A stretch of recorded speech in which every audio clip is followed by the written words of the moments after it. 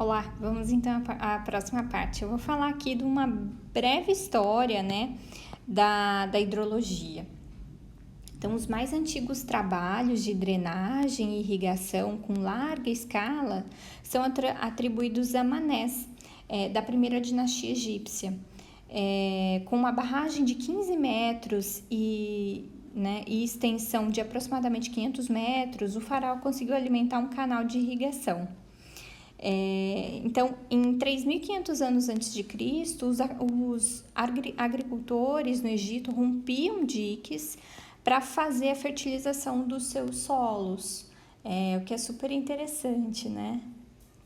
Então, a gente nota, né, que os egípcios, eles não estudavam propriamente, né, a hidrologia, mas eles se utilizavam da ciência hidrológica para fazer, né, a sua fertilização de terra e fazer, né, a agricultura deles. No entanto, né, fala-se que os gregos foram os primeiros filósofos a estudarem seriamente a hidrologia. Então, fala-se então que esse nome aqui, Anaxágoras, ele tinha um estudo, né, fez algum estudo aí sobre chuvas e entendeu que as chuvas eram um importante passo para o equilíbrio hídrico da terra, tá? Fala-se também que Aristóteles também, né, estava nisso, mas eu encontrei várias pesquisas que falavam sobre esse grego aqui, Anaxágoras, né? Então, somente na época de Leonardo da Vinci, a ideia de alimentação dos rios pela precipitação começou a ser aceita. Porque a gente não pode esquecer que também nesse ponto da história também se tinha a história do terraplanismo, né? Então, pensar em coisas cíclicas aqui nesse tempo não era tão comum, tá? Então, mais ou menos por volta de 1500 depois de Cristo, né? Isso começou a ser aceito com Leonardo da Vinci. No entanto, foi apenas quando Perrault fez alguns estudos pluviométricos na bacia do rio Sena, em que ele provou, né, quantitativamente que o volume precipitado ao longo do ano era suficiente para ter, então, um volume escoado, tá? Então, ele fez um estudo de balanço de massa, basicamente, tá? Na sequência, o astrônomo inglês Halley provou, então, que a evaporação da água do mar era suficiente para responder por todas as nascentes de fluxo de água.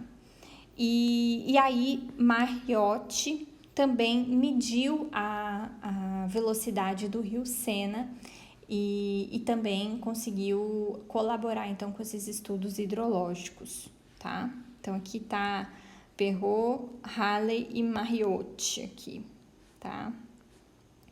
Bom, esses conhecimentos, né, sobre hidrologia, eles permitiram, então, os avanços do século XVIII, incluindo, então, o Teorema de Bernoulli, que nós estudamos, o tubo de Pitot, fórmula de Chiesi, nós não vimos em mecânica dos fluidos, mas a gente vai ver aqui.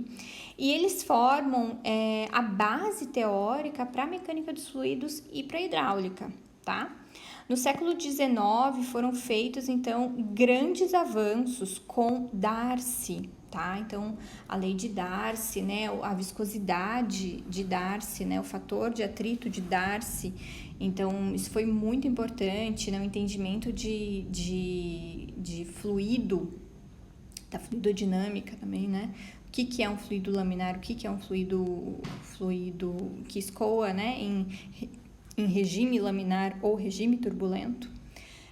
Mas foi apenas com o surgimento do computador que houve realmente um aprimoramento e experimentação de técnicas numéricas e estatísticas nesse sentido, né? E aí fala-se de muitos autores aqui, eu acabei não anotando aqui, mas vou falar aqui com vocês. Então, Scholl chamou um período, então, compreendido entre 1900 e 1930 como um período do empirismo. Então, nesse período, né, de 1930 a 1950, seria o período da racionalização. E ele datam dessa época, por exemplo, o hidrograma unitário de Sherman, de 1932, a teoria da infiltração de Horton, de 1933, e entre 1940 a 50 foram feitos avanços muito grandes no entendimento da evaporação. Em 1958, Gumbel lança as bases modernas para a hidrologia estocástica. E depois, na década de 70, a hidrologia passa a contar com esses avanços muito grandes, com modelos de simulação. Isso faz muita diferença para o entendimento, né, de perfis e entendimento de simulações. Então, isso faz muita diferença mesmo. É um avanço, assim, realmente muito significativo, né? O advento do computador e principalmente o advento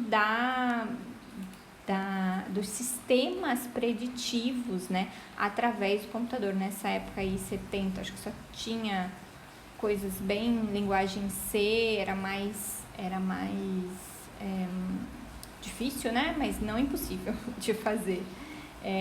Então, é legal então a gente lembrar, né, que a engenharia hidrológica, né, que foi se construindo ao longo dos anos, ela estuda, né, essas situações em que a água não é exatamente utilizada pelo homem, mas que deve ser manejada, então, adequadamente para minimizar os prejuízos. Por exemplo, no caso das chuvas intensas, hoje está uma chuva muito grande aqui em casa, vocês já escutaram um relâmpago. Em áreas urbanas, né, ou as cheias dos grandes rios.